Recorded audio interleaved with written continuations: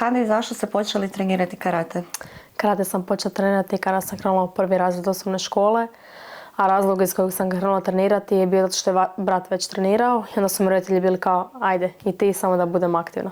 Kako teku pripreme za nadolazeće europsko prvenstvo? Pa super, nedavno smo imali pripreme sa reprezentacijama Srbije i Francuske, a sada odrađujem ciklus priprema u klubu sa svojim klubskim trenerima i kondicijskim trenerom. Ovo je prvi nastup na europskom seniorskom prvenstvu koje ste izborili na domaćem terenu. Što to znači za vas? Pa prvo presretna sam što sam izborila nastup na seniorskom europskom prvenstvu u svojoj kategoriji po prvi puta i mislim da će domaća publika sigurno biti jedan dodatan vjetar u leđa. U Zadar dolazite kao aktualna osvajačica europske bronce u konkurenciji mlađih seniorki. Koja su vaša očekivanja od nastupa na europskom seniorskom prvenstvu u Zadru i koji rezultat bi se smatrali uspjehom? Pa svi uvijek ciljamo na onu najsjajniju, ali s obzirom da nisam ni koračala kako treba u seniorske vode, bit ću presretna koje god da bude sjaja. Ali prvenstveno idem s ciljem da dam sve od sebe. Što mislite da će biti ključno za postizanje uspjeha na ovom europskom prvenstvu i koje strategije ili taktike planirate koristiti? Mislim da će ključno biti uživati u svakom trenutku i probati biti maksimalno opušten i da budemo fokusirani na sebe. A što je vaš najjači adut tijekom borbi? Nekako bi izdvojila srčanost i borbenost. Kako ocjenjujete konkurenciju na ovom europskom prvenstvu i koga smatrate najvećom konkurenticom u Zadru i zašto? Pa iskreno jako bi mi teško sad bilo izdvojiti samo jednu curu jer smatram da su sve jako dobre. Pogotovo ove starije cure koje imaju jako puno iskustva i jako puno medalja iza sebe, ali opet uvijek netko može iznenaditi i mislim da nikoga ne treba podcijeniti. Kako planirate upravljati pritiskom i očekivanjima tijekom borbi? Pa probat ću uživati u svakom trenutku i opustiti se maksimalno koliko god to bude tada moguće. Fokusirat ću se na sebe i daću sve u sebe, ja se nadam. Ko vam je sportski uzor i zašto? Pa ja sam kao mala uvijek gledala Stevena da Costu. I onako gledala bi njegove borbe i divila bi mu se kako on radi. I ono uvijek bi se govorila nekako, ajme da bar ja tako mogu raditi. Kao kad malo odrastem. I eto tako da njega bi izdvojila kao neko ko mi je stvarno onako vrh vrhova. Ko vam pruža najveću podršku i kako? Pa prvo treneri u klubu, naravno svi koji sa mnom proživljavaju apsolutno svaki trenutak u ovom mom putu. Obitelj naravno i najbolji prijatelji.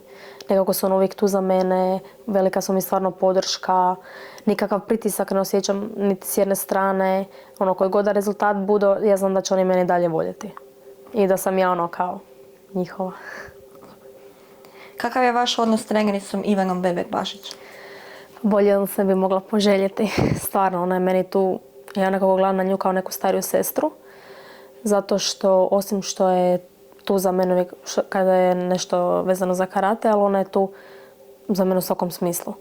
Stvarno jako volim i drago mi da imamo takav odnos. Jer stvarno mislim da nemaju svi takav odnos sa svojim trenerom.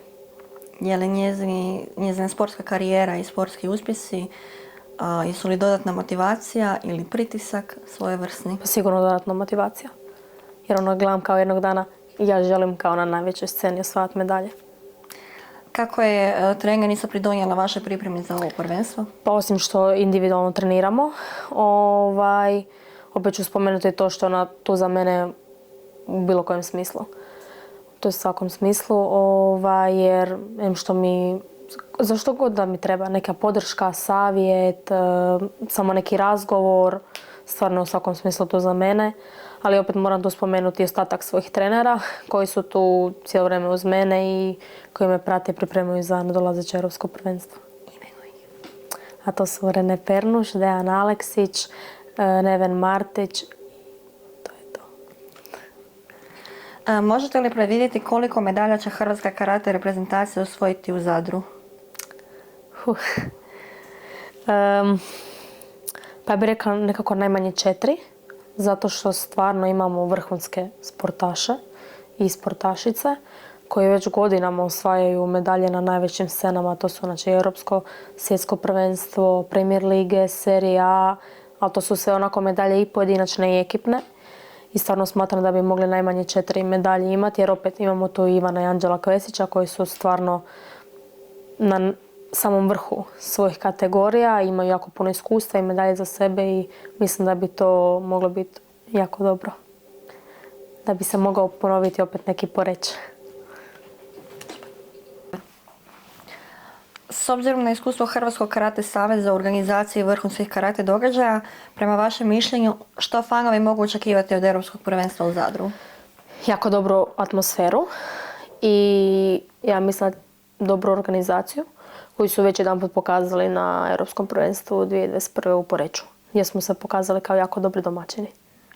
Što će ovaj događaj predstavljati za hrvatski karate? Pa zasigurno jedan veliki korak naprijed. Znači ponovno se organizira Europsko prvenstvo u Hrvatskoj, što je dobar pokazatelj, što znači da smo do sada odradili jako dobar posao i da imamo povjerenje od Europske karate federacije. I stvarno se nadam da će to meritski biti dosta popraćeno i da će napokon naši gledatelji moći malo više pozornosti skrenuti na karate i da će se povećati zainteresiranost. Na kraju, što biste poručili svojim obožavateljima i navijačima koji vas podržavaju dok se pripremate za Europsko prvenstvo? Pa prvo bih mi se htjela zahvaliti na cjelokupnoj podršci do sada, a onda i unaprijed za Zadar i da stvarno se nadam da će doći što većem broju svih nas podržati i da će nam biti dodatan vjetar u leđa ili ipak je uvijek lakše raditi kada netko navija za tebe. Hvala Ema i sretno. Hvala vama.